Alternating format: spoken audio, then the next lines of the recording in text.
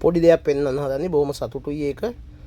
Sri Lanka Bureau of Foreign Employment විදේශ රැකියා අමාත්‍යංශය. ඉතින් ඒකේ නිල Facebook පිටුවේ දාලා තියෙනවා මෙන්න මෙහෙම එකක්. අපි හමු. සිස්ටම් වෙලා. දැන් ඒජන්සි වලට මුදල් ගෙවන්න බය වෙන්න ඕනේ නැහැ. හැමදේම සිස්ටම් වෙලා. දැන් ඒජන්සි වලට මුදල් ගෙවන්න බය වෙන්න ඕනේ නැහැ. හැමදේම සිස්ටම් වෙලා.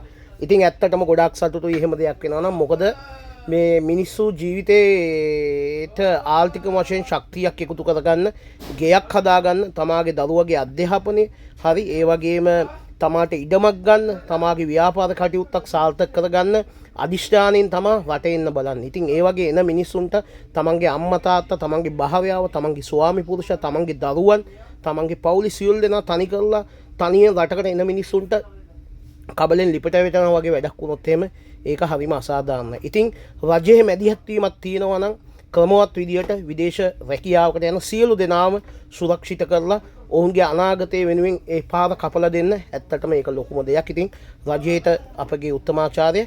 හැබැයි මේක හොඳ පණිවිඩයක්. මේක මීට වැඩිය අල්තවත් ලෙස මේ AI නැතුව අල්තවත් ලෙස දාන්න තිබ්බනම් ඇත්තටම හොඳයි. ඉතින් මට සැකයකුත් හිතෙනවා මේක නිකන් කවුරු හැක් කළා දාපු එකක්ද කියලා.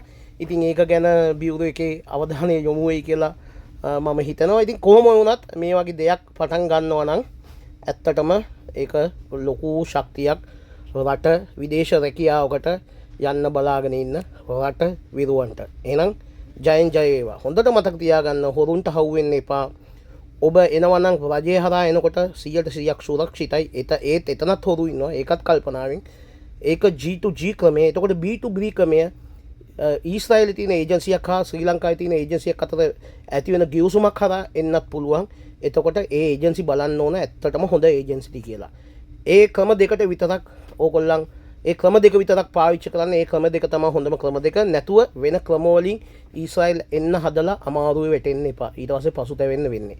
ජයෙන් ජය වේවා. සුබ දවසක්. යොම්තෝ. එහෙනම් ගිහිල්ලා එන්න. ලිත් රෝත්.